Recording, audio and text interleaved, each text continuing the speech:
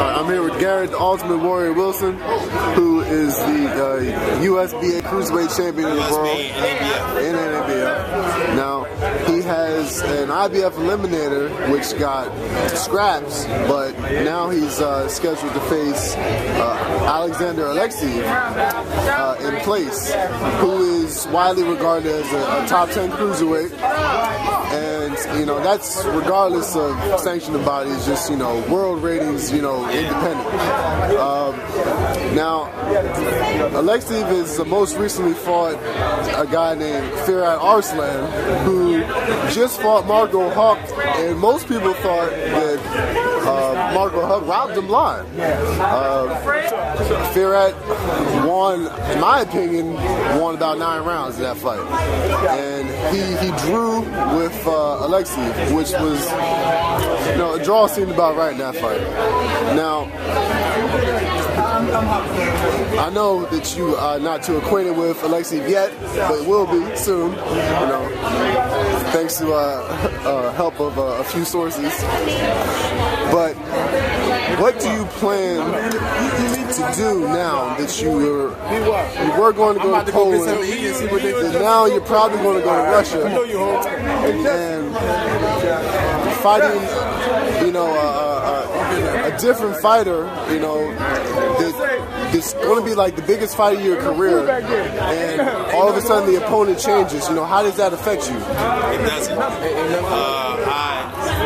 I train to be prepared for any and everything possibly that could possibly happen. I mean, I have all different kinds of sparring. I've been training with world-rated fighters from light heavyweight to heavyweight, southpaw, right-handed, unorthodox fighters, you know, different fight styles. Because I don't have that much of an amateur background, I had to get all my amateur experience in the gym, you know, sparring. So the level and the class of fighter that I've been sparring with has basically been getting me ready for where I've been doing and where I'm planning on going. So whoever you fight is just like, you know, Southern men with whoever, you know, you've been preparing to fight anybody. Yeah. I mean, since I started my professional career, I've been trying my best to fight the top echelon of fighters at my level, you know. Dennis Hansen was undefeated, you know. I've been, Diet Davis, you know, these two guys actually beat me at super middleweight. I've just been trying to fight the toughest fights I could possibly find, and at the level I'm at, everybody I fight is going to be the toughest fight in my life, you know. So I'm going to keep moving and try to get to this world title.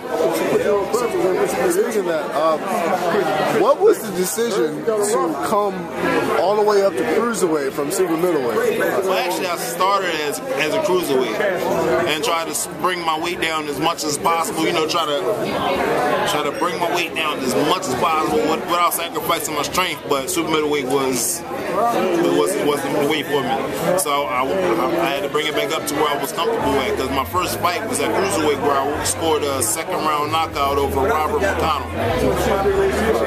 Now, for the people who can't tell from looking at this, how tall are you? 5'8", 5'9". So, as a cruiserweight, you are generally, you know, one of the shorter guys in the ring. Always. Always. But I also watch guys like Huawei. I watch guys like Mike Tyson, who's been the shorter man in most of his fights. Huawei is only, what, 5'6". I've been watching him, trying to study how is he's able to get in close to these longer, taller fighters, you know. Watch Evander Holyfield, Mike Tyson, Marvin Hagler. I watch a whole lot of different films to try to understand how the shorter man can get close to the taller man and be devastating still. And when you get there, you are devastating. Some of your one-punch knockouts have been highlight reels, and personally, I've rated your knockout over Andre Taylor as the second best of the year. Now, Do you think when people, you know, finally like, you know, look at tape of you and see what you do to your opponents, do they change their minds about fighting you? I mean, I think that could be possibly the case because at the same time, even though they can see what I'm doing to get to my opponent, it's never the same. It depends on the fighter and the fight style of the guy that I'm fighting. It's never the same. I might box one guy, I might get rugged with the other guy, I might counterpunch with another guy. You know, I never fight ever to fight the same, depending on the fighter. So, looking at the cruiserweight landscape, you know, we got Juan Pablo Hernandez, he's the IBF champion. You know, Marco Huck, he's WBO champion. Christoph Arthurczyk. Yeah, he's WBC. And Guillermo Jones, is he still at the belt? Is he still WBA? I think so. I think he had him like 2 years. It's between him and Dennis Lebanon. Like, they've been supposed to fight, I don't know how many times. It never gets made. I don't know, WBA, that's a mess. It's not even worth trying to go for that. You know what? I still want it. You still want it? I still want it. So you want all the belts? I want to unify the division. I want the IBO too. IBO. I want to unify the division. You know, speaking that means Danny Green has that, right? Right, Danny Green. Yeah, I fight him too. And, well, he might retire pretty soon, but a guy... Well, I fight for the vacant belt.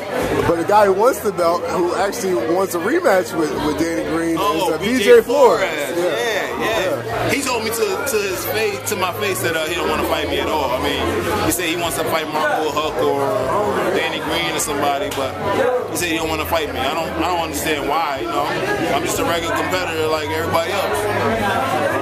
Well, if you put him in a position where he's got no choice, then we'll see what he does. Well, you know, he might hurt his ankle. All right. That'll do it.